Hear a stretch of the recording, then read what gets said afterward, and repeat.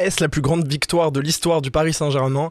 Je ne sais pas. En tout cas, je sais que c'est un exploit absolument incroyable. En tant que Parisien, je suis évidemment très heureux. Bon, ma voix, elle est un petit peu partie. Peut-être qu'elle continuera de partir à la fin de ce débrief. En tout cas, c'est juste exceptionnel. Faut féliciter l'ensemble des joueurs parisiens, le coach Luis Enrique, le staff qui a fait qu'on n'a eu aucun blessé sur cette saison et qu'on arrive hyper en forme, qu'on a pu tout donner, même reprendre un tout petit peu de rythme en fin de prolongation.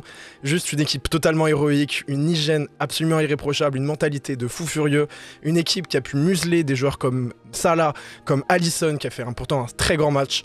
Franchement, on a juste été incroyable, on n'affronte pas une sale équipe en face, on affronte peut-être ceux qui étaient les plus en forme, les premiers au pool de Ligue des Champions, et pourtant on arrive quand même à les vaincre, on arrive quand même à se qualifier, c'est juste exceptionnel. Bienvenue dans ce nouveau débrief. Donc rapidement, le match a été très long, en tout cas ça a été un match où la première mi-temps globalement a été pas mal dominé par le PSG. C'est d'abord Bradley Barcola qui fait un petit raté au niveau de la frappe, c'est-à-dire qu'il arrive sur un petit enchaînement à être bien positionné, lancé, il est à 2 doigts du hors-jeu, mais, et ce sera pareil avec Dembélé juste après, il arrive à rester en position, il fait un contrôle qui est plutôt correct, encore qu'il se met un petit peu trop angle intérieur, c'est-à-dire qu'il rentre côté Alisson, alors qu'il aurait peut-être pu essayer de partir à droite. Il essaye de pas du tout faire la passe, et sa frappe, au lieu de glober, ou au lieu de faire n'importe quoi, il rate complètement. Il aurait pu faire plein d'autres choix, il les a tous ratés. Ensuite, il y a Dembélé, ça c'est un petit peu plus problématique, mais vu ce qui suit, j'ai pas envie non plus de l'accabler, et loin de là. C'est-à-dire qu'il nous fait encore une fois un appel qui est quand même assez magnifique.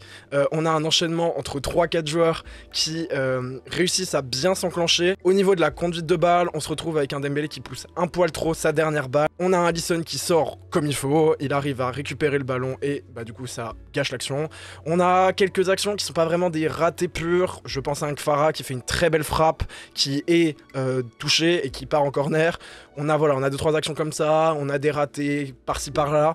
On a surtout beaucoup de déchets dans le jeu de passe et ça c'était assez inhabituel par rapport à l'aller. On a un jaune qui arrive assez rapidement du côté de Marquinhos qui sera suspendu pour les quarts de finale. Bon, j'ai envie de dire que franchement je m'en fiche un peu, c'est-à-dire que oui c'est un peu dommage, mais on est qualifié et rien que ça c'est juste incroyable. Vous le savez parce que j'avais fait une vidéo pour le match aller et même j'ai fait des avant-matchs. Je pensais réellement pas qu'on pourrait se qualifier et pourtant je suis supporter, je suis plutôt optimiste, c'est-à-dire que je crois dans ce PSG, je crois dans l'équipe de Luis Enrique, dans son jeu et pourtant voilà, on a un match qui est juste exceptionnel. Je compte vraiment réinsister sur ça, mais c'est un exploit, c'est le plus grand match du PSG depuis très longtemps.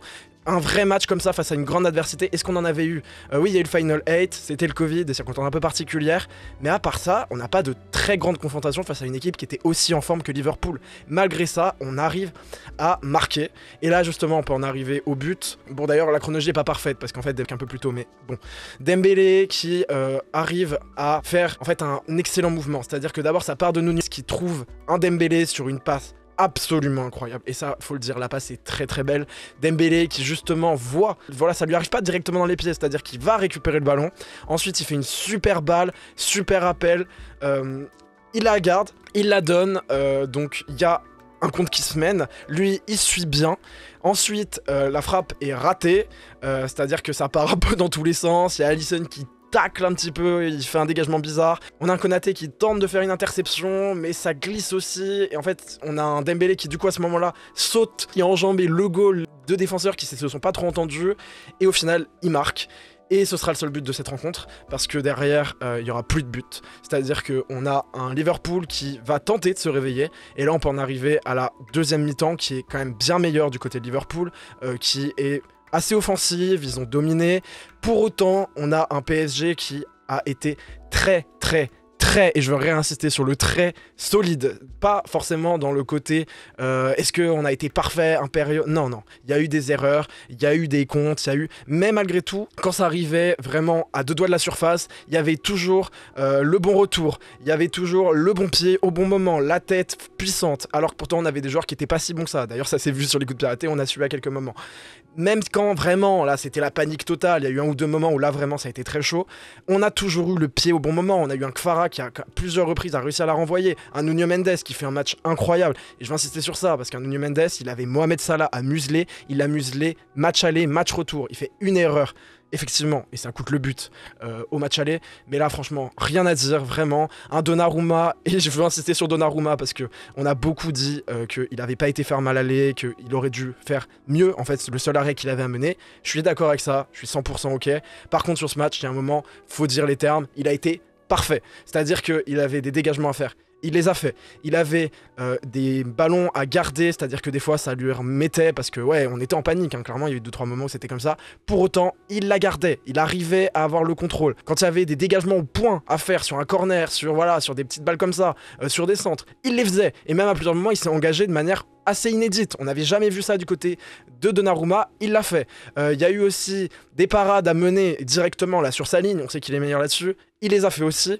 Franchement, il a été vraiment impérial. Et si on se qualifie aujourd'hui, c'est pas que grâce à lui, mais ça fait partie. Je veux aussi insister sur un point. Ok, c'est sûr qu'on a eu des joueurs qui ont eu quand même beaucoup de déchets offensivement, un Dembélé notamment, où après le premier but, on a quand même eu beaucoup moins de bonnes occasions, mais je veux insister sur les retours qui ont été incroyables. C'est-à-dire qu'Askelia, il fait les retours du début jusqu'à ce qu'il sorte. Il finit carbonisé. Un Dembélé, je sais pas combien de kilomètres il a fait. Sur la fin du match, on a couru plus que Liverpool, et ça s'est vu. Depuis combien d'années, le PSG n'avait pas couru plus que son adversaire.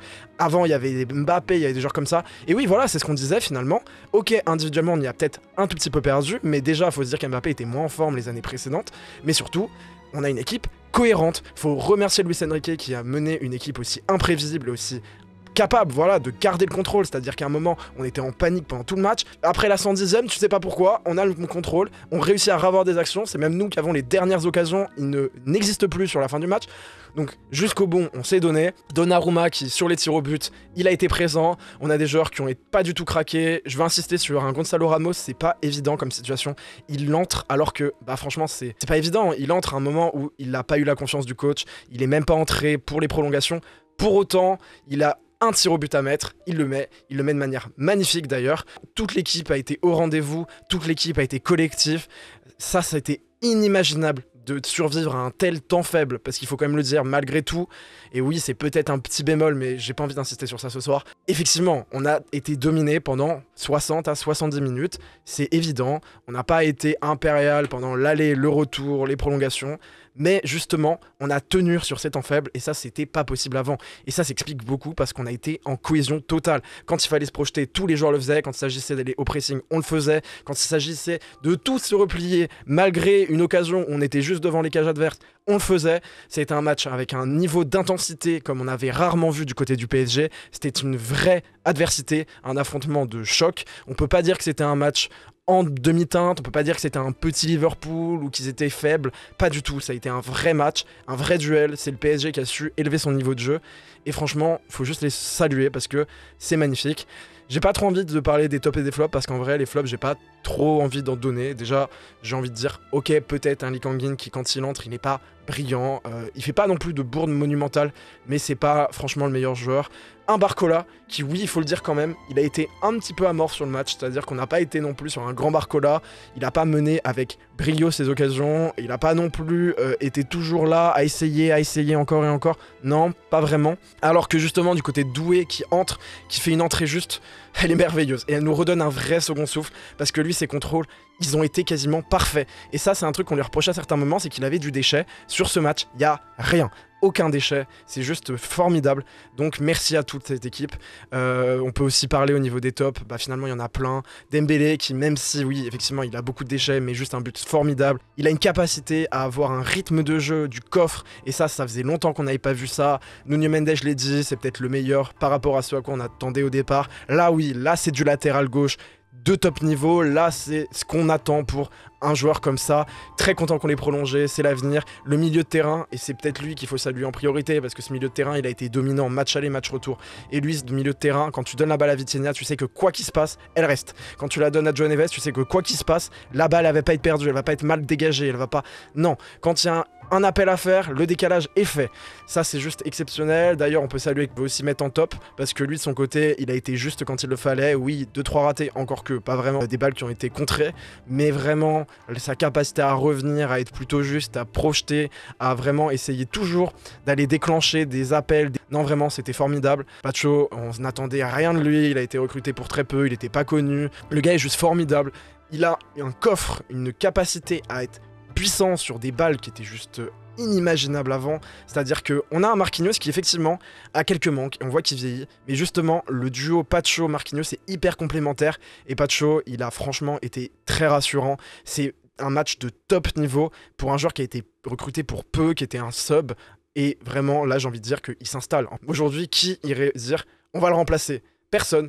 Et pourtant, il faut quand même se rappeler qu'à la base, on avait Lucas Hernandez, qui a été recruté pour beaucoup plus que ça, qui était un international français. Il n'entre même pas en jeu, pour vous dire à quel point Nuno Mendes et lui ont été super pertinents. C'est un top exceptionnel. Finalement la défense a été bonne, voilà, peut-être Hakimi un poil en retrait, encore que je trouve quand même qu'il a fait des percées qu'il fallait, même à la 110e, même pendant la toute fin des prolongations, il faisait encore des percées, des retours. Enfin, on n'a pas eu de joueurs qui ont vraiment été en dessous. Il n'y a pas eu de gros flops, il y a eu des joueurs qui étaient un tout petit peu peut-être moins visibles. Encore que c'est juste formidable. On va juste terminer cette vidéo en parlant de la suite. Que peut-il se passer maintenant qu'on s'est qualifié? Et donc, je l'avais dit dans l'avant-match, effectivement, on a l'affrontement Bruges vs Aston Villa. On affrontera le vainqueur de ce match. Moi, je pense plutôt Aston Villa. Donc, on va rencontrer Unai Emery. Ce sera rigolo. Luis Enrique, Unai Emery, la remontada dans l'autre sens avec des adversaires inversés. C'est juste, voilà, franchement, c'est un destin qui est juste beau. On a des chances de se qualifier. Et là, soyons honnêtes, on est favori, on doit se qualifier. Donc maintenant, on a toutes nos chances de passer en demi-finale. Ensuite, ce sera du 1 vs 1. On a prouvé qu'on était un grand d'Europe. Aujourd'hui, je pense qu'on peut se prendre au sérieux, on a le droit de rêver, on a le droit de dire que cette équipe, aujourd'hui, peut aller loin en Ligue des Champions et on peut plus être un petit pousset. Aujourd'hui, on a montré qu'on était un grand d'Europe. Donc, il faudra nous prendre au sérieux et en demi-finale, ce sera du un grand d'Europe contre un autre grand d'Europe. Je sais pas encore qui, de toute façon, on aura le temps de voir, l'analyser. Mais juste voilà, j'ai envie de leur dire félicitations à cette équipe qui a été juste merveilleuse pendant tout le match, qui nous fait rêver depuis le début de cette saison.